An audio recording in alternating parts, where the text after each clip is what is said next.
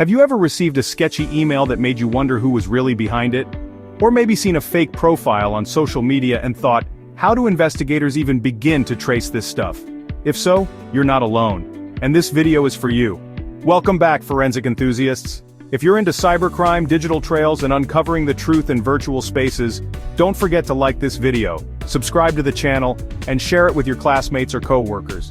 You'll find even more great resources in the description below, including our podcast, the full YouTube playlist, and a link to the textbook that's guiding this journey.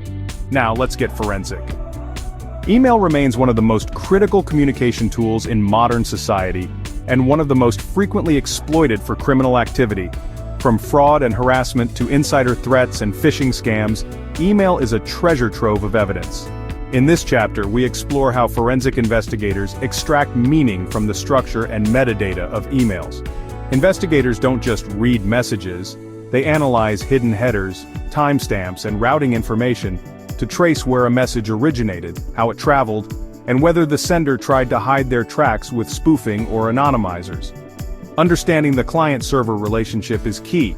For example, Microsoft Exchange servers might store Outlook PST files locally or remotely, while webmail services like Gmail and Yahoo handle everything in the cloud. This distinction affects what data you can access and how.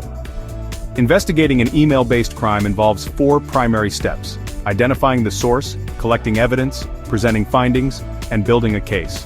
Depending on the jurisdiction, what qualifies as a crime or policy violation can vary, so knowledge of laws like the Electronic Communications Privacy Act, ECPA, and the Stored Communications Act, SCA, is crucial. Real-world tools like FTK, EnCase, and Magnet AXIOM allow examiners to recover deleted messages, analyze attachments, and dive deep into email client files, even those stored in cloud environments. And forensic linguistics, yes, that's a real thing, helps experts identify authors based on writing patterns and language cues. One of the key dangers in email is deception. Phishing emails attempt to lure users into revealing private info. Spoofing hides the real sender. Farming can even redirect users to a fake website while the address looks legit.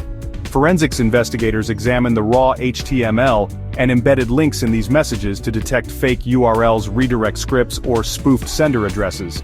Details like an unexpected ESMTP number in an email header might raise a red flag. Let's not forget the other digital giant, social media. From Instagram and TikTok to X, formerly Twitter, these platforms hold vast quantities of digital evidence. Whether it's photos, direct messages, timestamps, or GPS data, social media activity often plays a role in harassment, stalking, insider leaks, and even terrorism investigations.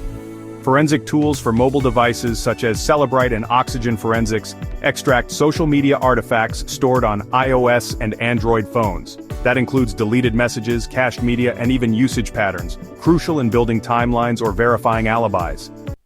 Of course, retrieving this kind of data isn't as simple as hitting download all.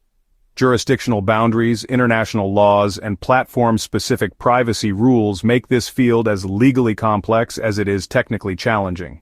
Investigators often need subpoenas or search warrants, and some companies cooperate more readily than others. Whether you're heading into law enforcement, working in corporate security, or aiming to be a cybersecurity consultant, understanding email and social media forensics is a must. These tools and techniques can prevent a data breach, catch a predator, or support an employee misconduct investigation. So let me ask you this. In your opinion, which platform is harder to investigate, email or social media, and why? Drop your thoughts in the comments below. If you enjoyed this episode, remember to hit that like button, subscribe for more, and share this with your classmates. Check the description for even more learning materials, including our full playlist, the podcast companion series, and a link to the textbook, Guide to Computer Forensics and Investigations by Nelson, Phillips, Steuart, and Wilson. Up next, Chapter 12, Mobile Device Forensics. Spoiler, your phone knows more about you than your best friend. Until then, stay curious and stay forensic.